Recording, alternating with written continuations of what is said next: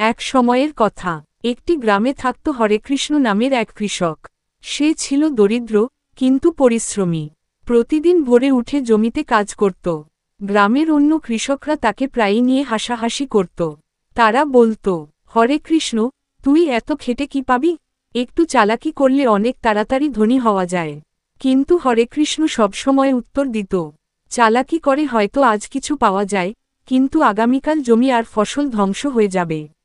আমি মাটির প্রতি বিশ্বাস রাখি। এক বছর গ্রামে খরা পড়ল। বৃষ্টি হল না, জমিতে ফাটল ধরল। কৃষকেরা হতাশ হয়ে পড়ল। অনেকে বীজ মাটিতে না ফেলে বাজারে বিক্রি করে দিল, যাতে কিছু টাকা হাতে থাকে।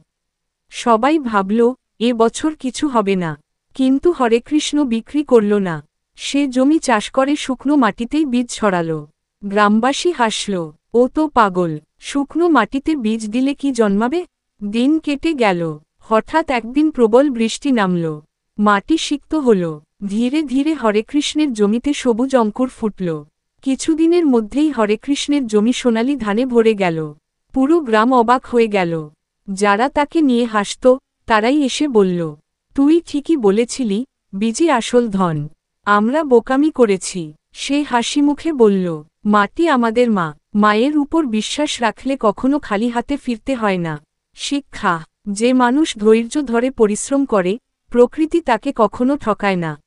আর বীজের মতো ছোট জিনিসকেও কখনো অবহেলা করা উচিত নয়, কারণ তার ভেতরেই ভবিষ্যতের সম্পদ লুকিয়ে থাকে।